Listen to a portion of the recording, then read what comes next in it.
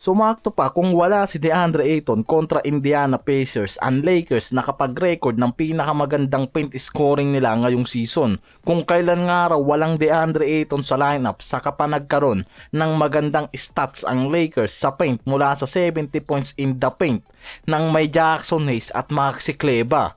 Si Jackson Hayes kasi ngayon may 9 to 11 sa field, mostly sa loob yan gumalaw at nagtala ng 21 points. Halos lahat yan galing sa pick and roll, lob plays at putback galing sa play nila Luka, Lebron at Austin Reeves sa kanya. Na mas mataas ang finishing ngayon ni Jackson Hayes kumpara dito kay Ayton pagdating sa rim attack. Dahil ang Lakers kontra Indiana biglang nag-shift nga raw sa rim pressure sa offense. Mas pinili pa nila ngayon yung drive ni Luka at Reeves para sa kick or lob pass kay Hayes. Mas ginamit ni Redick yan ng mas mahabang minutes sa starting unit nila dahil nga walang Ayton. Dahil sa back soreness, si Hayes naglaro ng halos 36 minutes ngayon, pinakamahabang playing time niya sa loob kasama sila Luka at nakitang mas naging effective pa yan sa paint defense at finisher sa lob at pick and roll. Plus 10 rebounds pa yan ha. Si Kleber nakapag-ambag rin dyan sa rebounds kahit limited minutes lang.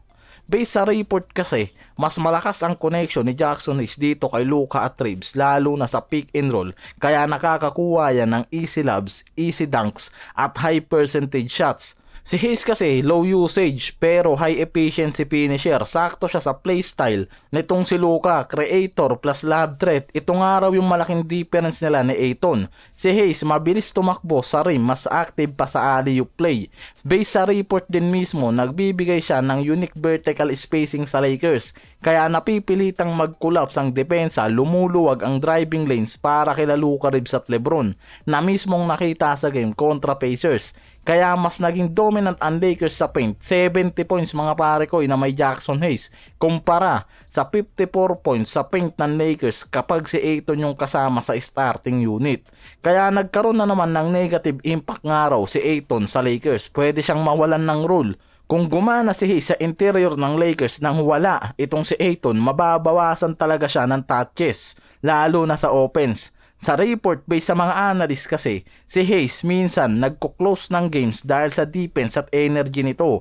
Kaya nga may ilang games din na si Redick hindi ginagamit si Ayton sa crunch time dahil sa problema niyan sa interior depth at energy.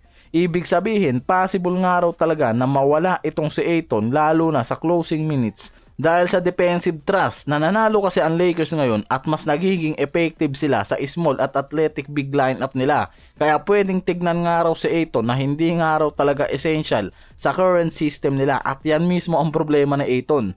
Samantalang pinuri naman ni JJ Redick si Bronny James sa performance nito kontra dito sa Pacers. Kahit 4 points lang, 2 to 4 sa field, sinasabi niyan na mas naging maganda ang pagde-develop nito ngayon after na ipadala sa G-League. Mas tumaas ang confidence, tuloy-tuloy yung improvement niya sa second year at nakikita mismo ng mga coaching staff nga raw na mas lumalaki ang confident at tumataas yung pagiging komportable nitong si Bronny ngayon sa NBA level. Sinabi rin ni Redick dati kasi na Bronny earned this through hard work. Indirect message nga raw yan na huwag nga raw munang i-judge agad-agad itong si Bronny dahil bata pa nga raw yan at nasa development stage pa lang. Pwedeng magkaroon ng improvement sa mga susunod na season at may malaking potential nga raw yan. Ang Lakers ngayon halos 1 to 2 wins na lang ang kailangan para ma-secured ang playoff spot. Halos sigurado na rin sila sa playoffs high probability, 95% plus nga raw yan. Ayon sa reports, nasa on the verge o nasa halos clinch na sila sa postseason.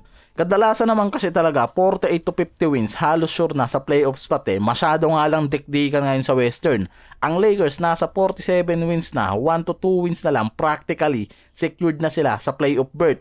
2 to 5 wins pa, secured na sila sa top 4 home court advantage. Isa sila sa pinakamainit na team sa Western ngayon. Malaking factor to para sa tiebreakers, confidence heading sa playoffs. Nasa elite open sila, halos umabot pa ngayon sa 137 points kontra Pacers. Indication nga raw yan ng mas magandang spacing, ball movement, star synergy ni Luka, Lebron at Reeves.